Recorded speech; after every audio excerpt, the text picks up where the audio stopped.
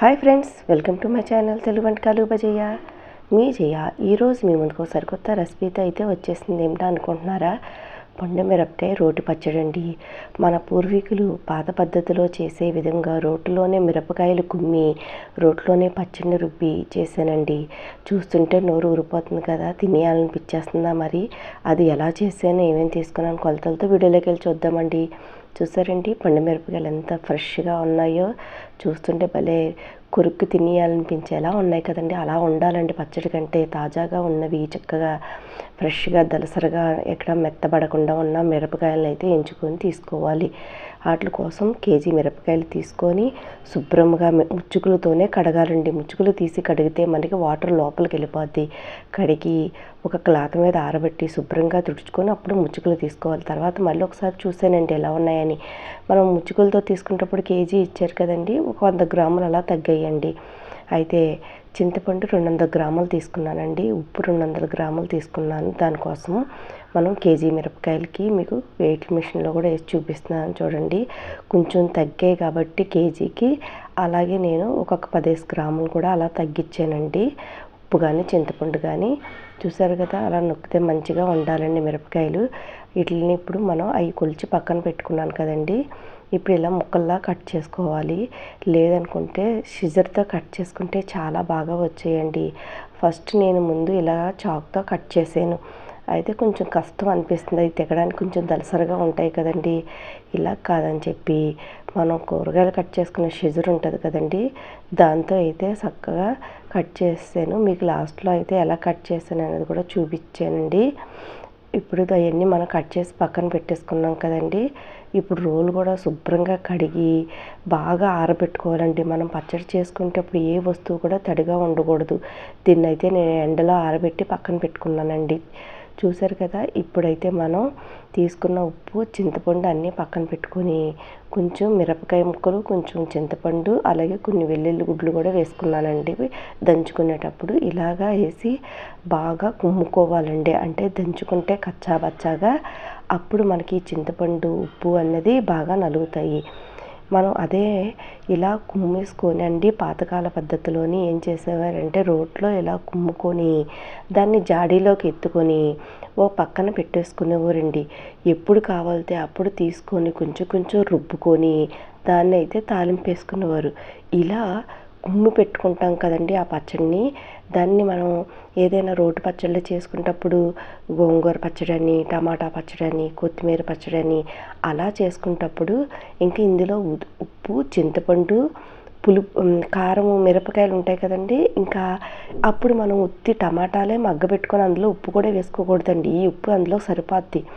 అవి మగ్గబెట్టేసుకొని చల్లారిన తర్వాత ఈ కొంచెం మనకి టేస్ట్కి తగినంత కారానికి తగ్గట్ట చిన్న 2-3 స్పూన్లు మనం తీసుకునే క్వాలిటీని బట్టి అది కొంచెం ముద్ద ఈ మగ్గబెట్టుకున్న టమాటాలు కానీ, కొత్తిమీర కానీ, గోంగూర కానీ ఏవైనా ఉత్తిగా. తర్వాత మనం పచ్చళ్ళలోకి రోటి పచ్చళ్ళలోకి ఏవో ఒకటి పప్పులు వేపుకుంటాం కదండి, అవి కలిపి మిక్సీ పెట్టేసుకోవాలండి. అంతే, కమ్మటిగా ఉంటుందండి.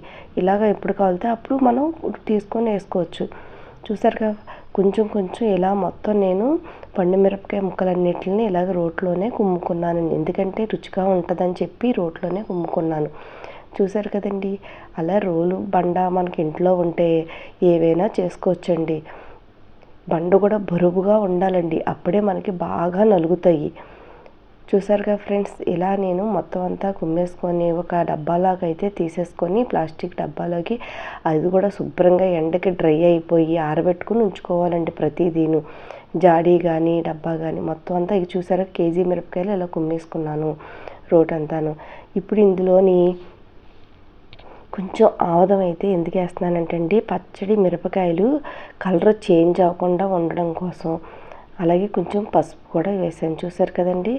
ఇప్పుడు ఈ పసుపు ఇవన్నీ బాగా కలిపి పెట్టేసుకోవాలి పక్కన. మనం మూత పెట్టేసి 3 రోజులు ఇలా ఉంచి ఈ లోపల మనకి ఆ చింతపండు ఇవన్నీ అక్కడక్కడ మనకి రజర్లా ఉంటాయి కదండి, అవన్నీ నానుతాయి. నాని రుబ్బుకుంటప్పుడు మనకు మెత్తగా నలుగుతాయండి. లేదు ఇప్పుడు ఈ మధ్య అయితే ఇప్పుడు అందరూ వెంటనే ఇలా మిక్సీలో వేసేసి తాలింపు వేసేసుకుంటున్నారండి. కానీ పూర్వకాలంలోని ఇలాగే కుమ్మి పక్కన పెట్టుకొని తర్వాత రుబ్బుకునేవారండి. అప్పుడు అది ఊరి బాగా మంచిగా మనం రుబ్బుకునేటప్పుడు నలుగుతుందండి.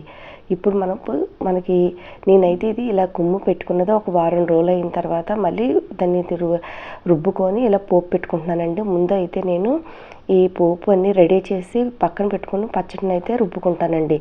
ఎందుకంటే ముందు చూసారు కదండి, కేజీ మిరపకాయలకైతే ఒక అర కేజీ ఆయిల్ వరకు పడుతుందండి.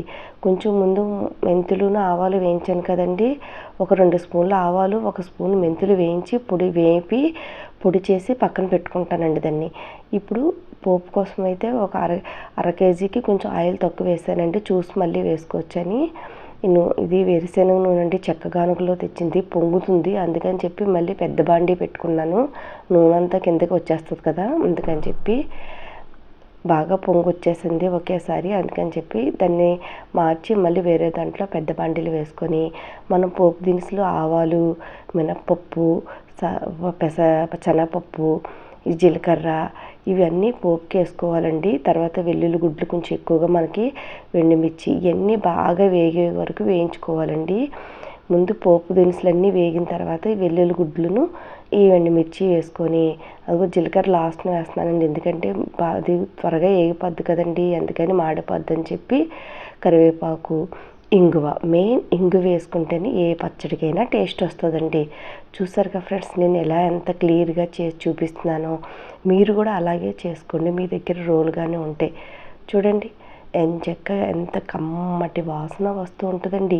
ఈ చెక్క గానుగలో నూనెతో పోపు పెడుతుంటే పచ్చడి కూడా అంతే కమ్మగా ఉంటుంది. మనం వేయించి పెట్టుకున్న ఆవాలు మెంతులు కూడా మెత్తగా పొడి చేసి పక్కన పెట్టుకుంటానండి. రోట్లో కూడా దంచుకోవచ్చు, నేను ఇంక మిక్సీలో వేసేసానండి. ఏంటంటే ఈ రుబ్బుకునేటప్పటికి కొంచెం నాకు హెల్త్ బాగాలేదండి, అందుకని చెప్పి ఇంకా అలా అయిపోతుంది రోజుకి అని చెప్పి ఇలాగ నేను చూసారు కదా, మనం కొంచెం బెల్లం కూడా తీసుకున్నానండి. ఎందుకంటే పులుపు కారము ఈ ఉప్పుని బ్యాలెన్స్ చేయడానికి అప్పుడు కొంచెం బెల్లం కూడా వేసేవారండి. అదే మనం టిఫిన్స్లోకి అయితే కొంచెం బెల్లం ఎక్కువ వేసుకుంటే తీపిగా భలే ఉంటుందండి ఇడ్లీ. అప్పుడు కొంచెం బెల్లం ఎక్కువ వేసుకొని మనం కొంచెం తీసి రుబ్బుకోవచ్చండి. నేనైతే ఇప్పుడు మొత్తం ఒకేసారి కేజీ పచ్చడి రుబ్బేస్తున్నానండి. మనం చేసుకున్న మెత్తటి పౌడర్ కూడా వేసుకుని ఆవాలు మెంతుల పౌడరు ఇవన్నీ వేసి ఇప్పుడు కూడా రోల్ని శుభ్రంగా కడిగి ఎండలో పెట్టుకొని ఇలాగా ఈ పత్రంతో కానీ రుబ్బుకుంటే 1 నిమిషంలో నలిగిపోతుందండి. చాలా బరువుగా ఉంది. దీంతో ఇలా అంటుంటే చాలండి నలిగిపోతుంది. రోలు ఎందుకు కదులుతుంది అనుకుంటున్నారండి, దాని కింద మనం గ్యాస్ సిలిండర్కి పెట్టుకుంటాం కదండి, ఆ స్టాండ్ పెట్టుకున్నా. ఎందుకంటే అది ఎక్కడికి కావాలితే అక్కడ రోలుని జరుపుకోవడానికి ఈజీగా ఉంటుంది, చేతితో మోసే పని లేకుండా. చూసారా మెత్తగా నలిగిపోయిందండి. మనకి ఎంత మెత్తగా కావాలితే అంత మెత్తగా ఇలా రుబ్బేసుకొని మనం ఈ లోపల పోపు అంతా చల్లారుతుంది కదండి, బాగా చల్లారిన తర్వాత ఈ పోపులు వేసుకొని కలుపుకోవాలి. వీడియో అయితే అందరూ చూస్తున్నారు కానీ ఎవరూ లైక్ చేయట్లేదండి. లైక్ చేయడం వల్ల వీడియో ఎక్కువ మందికి రీచ్ అవుద్ది, నాకు సపోర్ట్ చేసిన వాళ్ళు అవుతారండి. మంచిగా కామెంట్ పెట్టడం వల్ల కూడా నాకు సపోర్ట్ చేసిన వాళ్ళు అవుతారు. చూసారుగా ఫ్రెండ్స్, మన పోపు అంతా బాగా చల్లారిపోయింది. ఈ పచ్చడి అంతా ఇందులో వేసుకొని బాగా మనకి నూనె అంతా ఈ పచ్చడిలో కలిసేలాగా కలుపుకోవాలండి. ఎంత బాగా కలుపుకుంటే అంత బాగా మనకి పచ్చడి అన్నది బాగుంటుందండి. చూసారు కదా, నేనంతా ఫస్ట్ నుంచి లాస్ట్ వరకు వివరంగా మీకు రోట్లో ఎలా చేశాను, ఏమేమి తీసుకున్నానో చూస్తుంటే నోరు ఊరిపోతుంది కదండి. మన కమ్మటి పొండి మిరపకాయ పచ్చడి అయితే రెడీ అయిపోయింది. మీకు కూడా ఇప్పుడు సీజన్ కదండి, ఫిబ్రవరి మార్చి నెలల వరకు బాగా దొరుకుతాయండి. మనకు ఫిబ్రవరిలోనే స్టార్ట్ అవుతాయి. మీరు కూడా ఒకసారి ట్రై చేయండి. వీడియో నచ్చితే అందరూ ఒక లైక్ చేయండి. Thank you for watching.